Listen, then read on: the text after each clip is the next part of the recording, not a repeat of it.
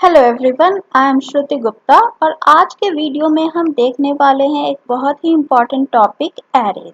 तो आज के वीडियो में हम देखेंगे एरेज क्या है, एरे की ज़रूरत क्यों होती है, एरे कितने टाइप्स के होते हैं, कैसे इसे डिक्लेयर या इनिशियलाइज किया जाता है और कंप्यूटर मेमोरी में इसका रिप्रेजेंटेशन कैसे होता है।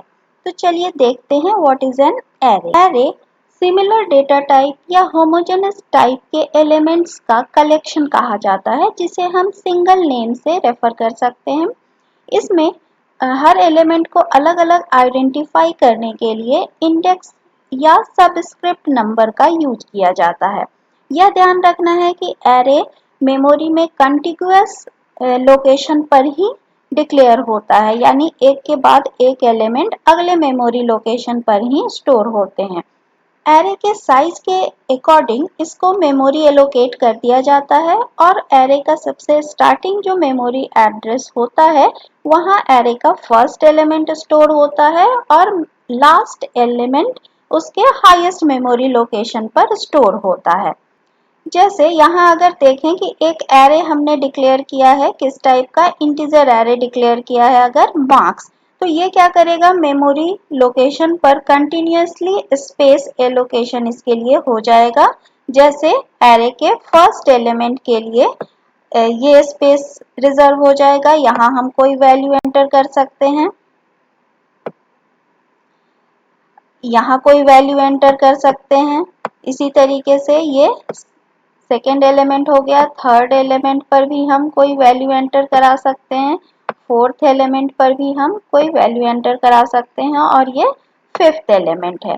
तो एरे का इंडेक्स नंबर या सबस्क्रिप्ट नंबर 0 से स्टार्ट होता है। इसे कोई एक हम नाम दे सकते हैं, वो हम आगे देखेंगे इसे डिक्लेयर कैसे करते हैं। और हर ब्लैंक स्पेस एक एलिमेंट को रिप्रेजेंट कर रहा है यहाँ, और हर एलिमेंट की वैल्यू इस ब्लैंक स्पेस में स्टोर होगी। तो अगर इंटीजर एरे है तो उसका हर एक एलिमेंट इंटीजर डेटा टाइप के इक्वल स्पेस मेमोरी में लेगा। अब हम समझें कि एरे की ज़रूरत क्यों होती है। तो एक अगर हम सिचुएशन कंसीडर करें, सपोज एक क्लास में 50 स्टूडेंट्स हैं और उन 50 स्टूडेंट्स का हमें मार्क्स एंटर कराना है। तो हमें क्या करना होगा, हर स्टूडेंट के लिए अलग अलग वेरिएबल डिक्लेयर करने होंगे, क्योंकि एक वेरिएबल में तो हम 50 वैल्यूज एंटर नहीं करा सकते हैं। एक बार में एक वेरिएबल में एक ही वैल्यू स्टोर हो सकती है, जैसे ही हम सेकेंड वैल्यू डालेंगे पहले वाली वैल्यू डिस्कार्ड हो जाएगी। तो इसलिए हमें 50 अलग अलग वेरिएबल्स डिक्लेयर करने होंगे for each and every student. तो इस केस में अगर 50 स्टूडेंट हैं तो हमें 50 वेरिएबल्स का नाम याद रखना होगा कि किस स्टूडेंट के लिए कौन सा वेरिएबल है। लेकिन चलिए एक बार हम कंसीडर करें कि ठीक है, फिर भी हमने डिक्लेयर कर दिया हर स्टूडेंट के लिए 50 वेरिएबल्स 50 स्टूडेंट के हिसाब से।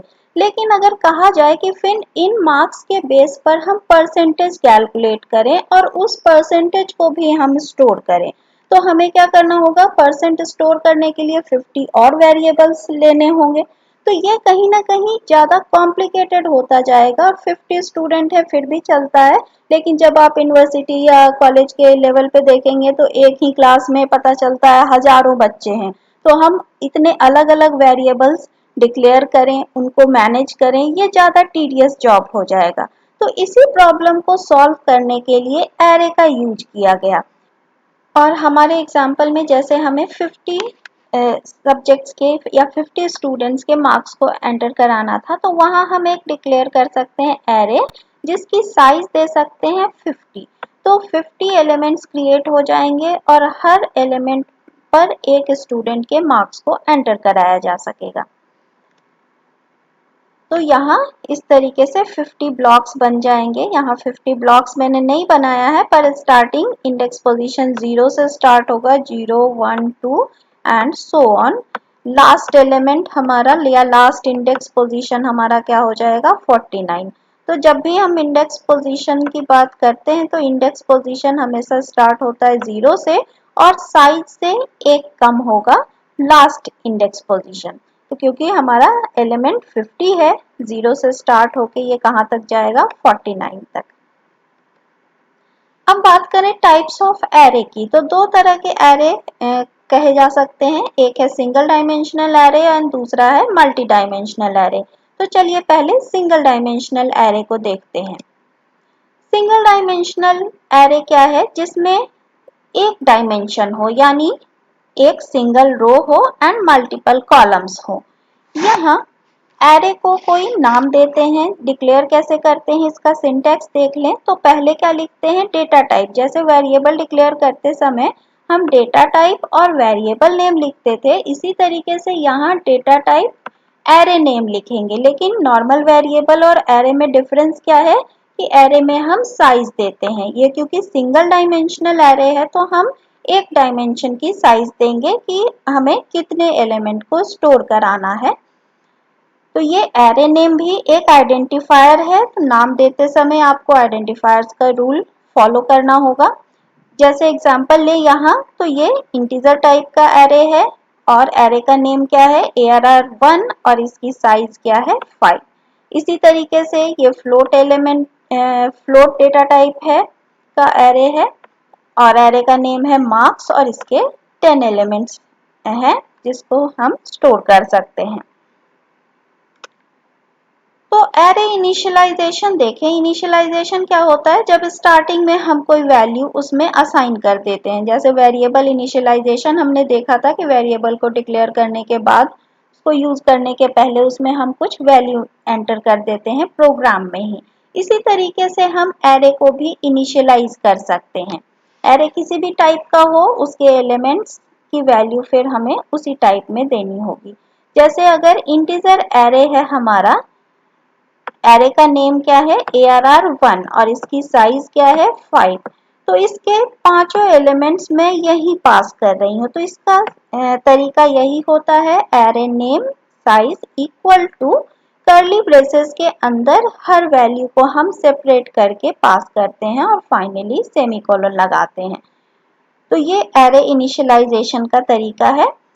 एक और चीज है, अगर आप चाहें तो साइज को स्किप कर सकते हैं। जैसे इस एग्जांपल में मैंने साइज स्किप कर दिया है, सिर्फ थर्ड ब्रैकेट लगाया है। थर्ड ब्रैकेट लगाने से कंपाइलर यह समझ जाएगा कि यह नॉर्मल वेरिएबल नहीं है, यह एरे है।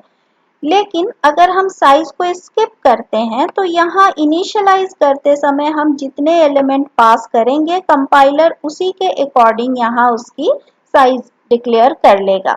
तो ये ध्यान रखना है कि अगर हम अनसाइज्ड एरे डिक्लेयर करते हैं तो उसके साथ एलिमेंट्स भी पास करने होंगे और उसी एलिमेंट के अकॉर्डिंग उसकी साइज कंपाइलर कैलकुलेट कर लेगा।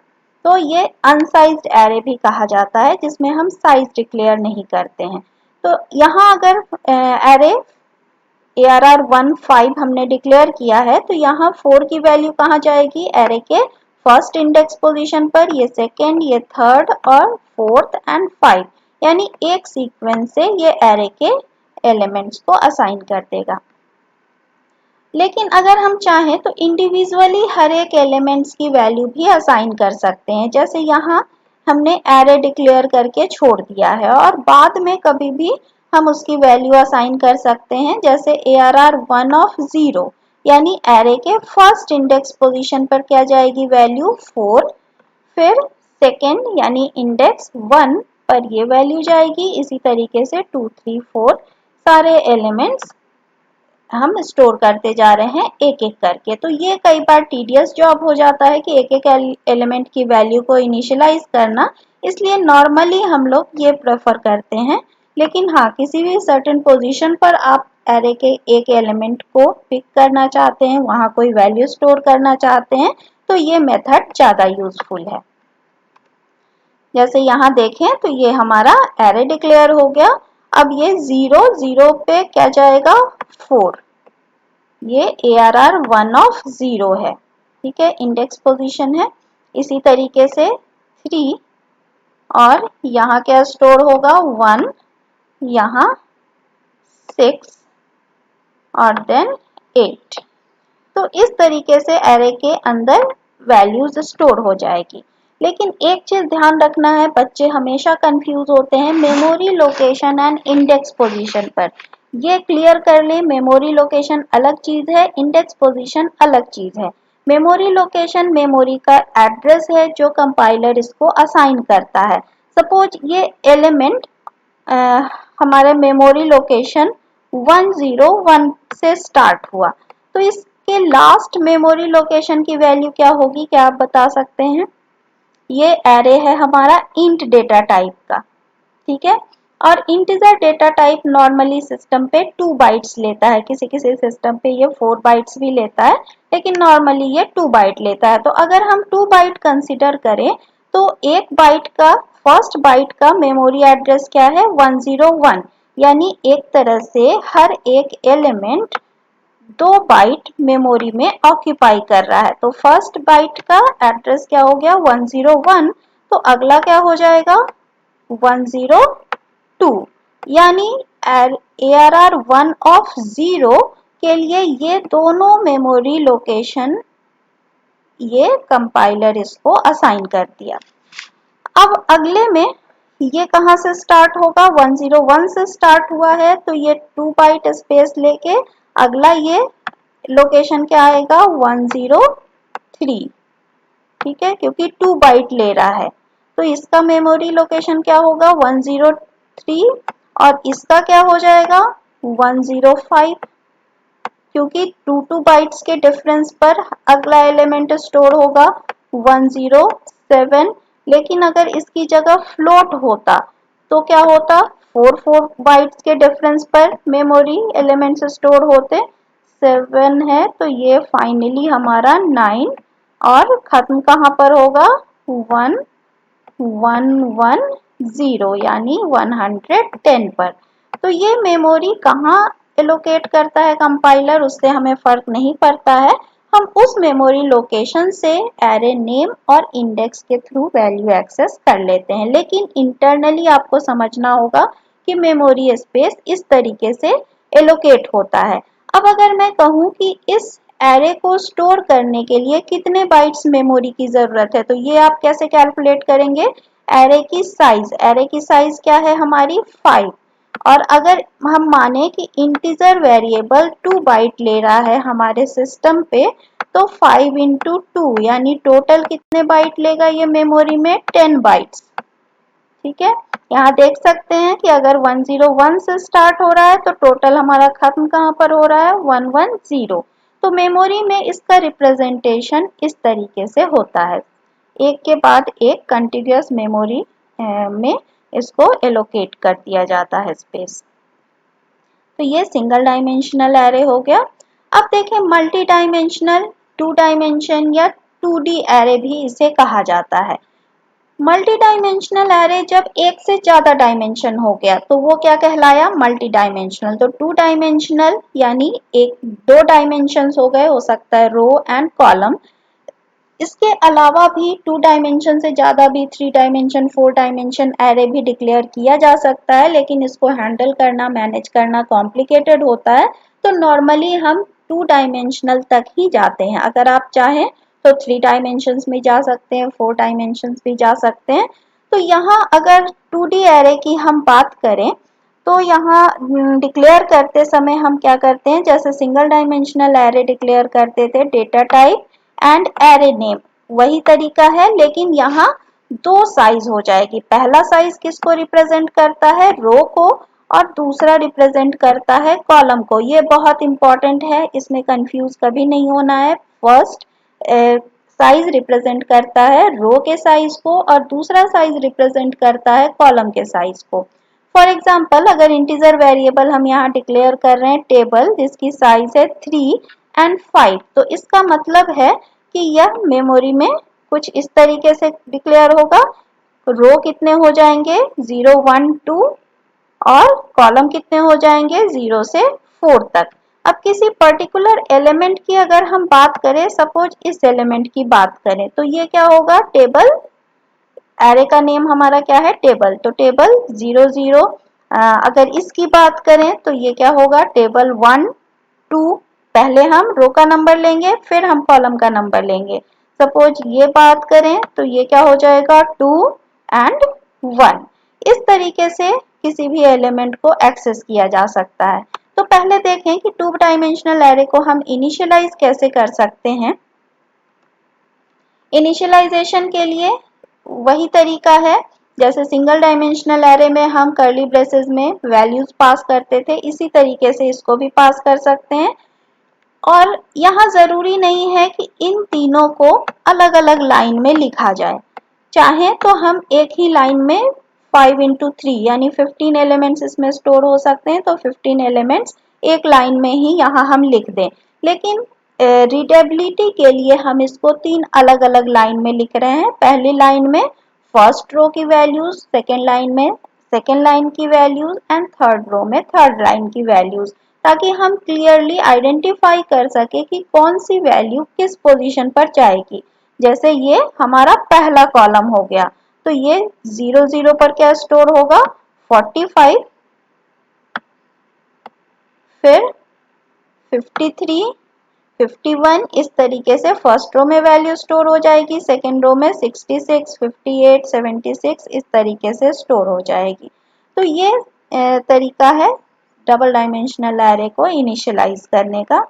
या इसके अलावा एक तरीका और था, जैसे सिंगल डायमेंशनल में हम यहाँ भी दे सकते हैं, इसको डिक्लेयर करके छोड़ दें और एक एक एलिमेंट की वैल्यू असाइन करें। जैसे 0 0 पे 45, एक्चुअली ये जो वैल्यूज है वही मैंने यहाँ लिखी है, 0 1 0 2, यानी रो नंबर हमारा क्या है 0 और कॉलम नंबर यहाँ चेंज हो रहा है। फिर रो नंबर मैंने क्या कर दिया 1 यानी सेकेंड रो, और 0 यानी यहाँ क्या आ जाएगा 66। मैंने पूरे 15 स्टेटमेंट्स नहीं लिखे हैं, आप इसके नीचे वापस लिख सकते हैं 1 1 1 2 1 3 1 4 और फिर वापस 2 0 2 1 2 2 2 3 2 4 इस तरीके से लिख सकते हैं, यानी रो नंबर चेंज करेंगे और फिर कॉलम नंबर चेंज करेंगे। एक चीज और है, जैसे अनसाइज्ड एरे की बात की थी मैंने सिंगल डायमेंशनल एरे में, उसी तरीके से यहाँ भी अनसाइज्ड एरे डिक्लेयर किया जा सकता है, लेकिन यहाँ दोनों साइज हम स्किप नहीं कर सकते हैं। यहाँ हम चाहें तो रो नंबर को हम हटा सकते हैं, रो नंबर को स्किप कर सकते हैं, इसको ब्लैंक छोड़ सकते हैं, थर्ड ब्रैकेट आपको लिखना होगा रो का, लेकिन ये क्या रह जाएगा ब्लैंक, और कॉलम में आप वैल्यू पास करेंगे इस तरीके से। तो लेकिन साथ ही साथ इसमें इनिशियलाइजेशन भी करना होगा, यानी वैल्यूज यहाँ पास करनी होगी और कंपाइलर ऑटोमेटिकली देखेगा कि कितनी वैल्यूज पास हो रही है, उस हिसाब से रो नंबर कैलकुलेट कर देगा। लेकिन हमेशा ये बेटर होता है कि हम साइज साथ में ही पास कर दें। ये हमें ध्यान रखना है कि इनिशियलाइजेशन जरूर करनी होगी अगर अनसाइज्ड एरे डिक्लेयर कर रहे हैं तो। टू डायमेंशनल एरे में भी मेमोरी रिप्रेजेंटेशन होता है, लेकिन ये इस फॉर्म में नहीं होता है। जैसे यहाँ हम देखते हैं कि two dimensional array tabular form में रो और कॉलम में वैल्यू को हम एंटर कर रहे हैं, लेकिन एक्चुअली मेमोरी में ये इस तरीके से स्टोर नहीं होता है। मेमोरी में क्या होता है, पहले फर्स्ट रो स्टोर होगा, इसी के आगे सेकेंड रो की वैल्यू स्टोर होगी, फिर इसके आगे थर्ड रो की वैल्यू स्टोर होगी, यानी ये एक लाइन से ही वैल्यूज स्टोर होती है। और टोटल इसमें कितने स्पेस लेगा, अगर ये हमारा डबल डायमेंशनल एरे है इंटीजर टाइप का और एलिमेंट्स है 3 एंड 5, तो हम कैसे इसको कैलकुलेट करेंगे इस एरे की साइज को। इंटीजर डेटा टाइप है तो हमने 2 ले लिया, इनटू रो कितने हैं 3 और कॉलम कितने हैं 5, तो 2 इंटू 3 इंटू 5 यानी ये कितने बाइट लेगा 30 बाइट्स।